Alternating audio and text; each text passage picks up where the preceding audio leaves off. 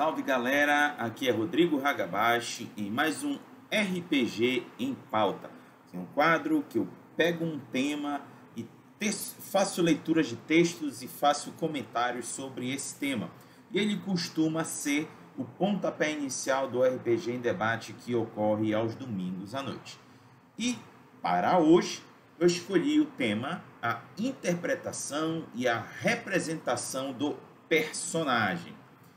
Bom, galera, inicialmente, por que eu escolhi esse tema?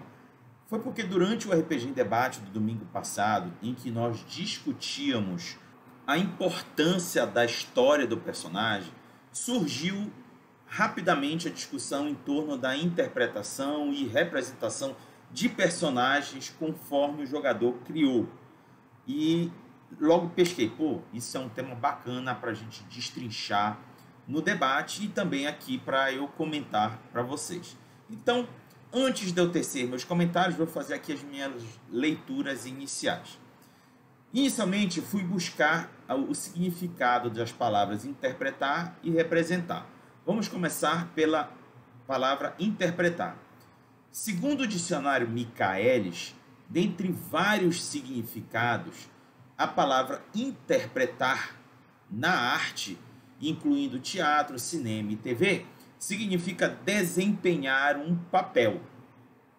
Complementarmente, eu encontrei na página do RPG Notícias, em que ele diz o seguinte, que significa que você, ao assumir o papel de um personagem fictício, num mundo igualmente fictício, o estará interpretando em qualquer ação que desempenhe. Beleza? Registraram aí esses dois significados? Vamos agora para a representação. De novo, segundo o dicionário Michaelis, representar significa, dentre vários outros significados, exibir em teatro, encenar, desempenhar papel em produção teatral ou cinematográfica. Também, apelando para a página do RPG Notícias, em complementar o que eu vi no Michaelis, significa uma teatralidade opcional, às vezes agregada à interpretação. Isso é seu papel fictício. Registraram? Compararam entre um e outro? Dá para perceber que eles são muito parecidos. Dá até para dizer que são sinônimos, mas não é 100% sinônimo. Por quê? Não sei se vocês perceberam que o interpretar é agregar a peculiaridade, a natureza do personagem, às ações que ele normalmente tomaria diante de circunstâncias. Já o representar, ele tem mais a ver com a teatralidade, como você representa ele através de fala, de movimentos físicos, através de vestimentas, como ele se representa diante do cenário. Então, é levemente essa diferença entre interpretar e representar. Mas, Haga, como é que eu posso identificar isso jogando RPG? Mais ou menos assim. Eu acredito que muitos de vocês já se depararam com esse tipo de situação nos jogos de RPG. Você foi lá, idealizou um personagem, colocou lá na ficha tudo aquilo que você acha que o personagem sabe fazer. Reparem, sabe fazer. Vou ser um pouco mais específico, tomando tipo um personagem de Storyteller. Lá na ficha de Storyteller tem, por exemplo, a habilidade Ciências, que é geralmente ligado a ciências exatas, física, química, matemática e todos os estudos que estudam a natureza e a física do mundo, tá? É uma informação muito específica. Não é qualquer um, eu acordei sabendo física. O cara estudou bastante para saber todos os detalhes e as nuances do campo de estudo da física. E aí o jogador não tem tudo isso de conhecimento de física. Vamos dizer, por exemplo, o personagem que ele criou lá tem 4 pontos de ciências. Cara, isso é muita coisa para um personagem. Só que o jogador não tem tudo isso de conhecimento. Não é que ele seja burro ou ignorante. É porque a formação dele é diferente daquilo que ele idealizou para o personagem. Então, todas as ações que o jogador vai tomar para o personagem diante dos desafios que demandam esse conhecimento de ciências, ele vai interpretar que o personagem dele consegue ler, consegue raciocinar, consegue extrair informações importantes para o jogo nesse campo de conhecimento. Isso é interpretar o personagem. E aí vamos para a representação. Como é que o jogador vai representar este personagem que sabe muito de ciências com uma especialização na área de física? Aí, caboclo, se tu não estudou quais são os termos exatos, quais são as expressões, qual é o comportamento de um acadêmico da área de física, dificilmente tu vai conseguir representar esse cara, porque tu vai ter que falar como se fosse esse personagem, tu vai ter que agir, se postar, se manifestar como esse personagem. Não é fácil, não é fácil.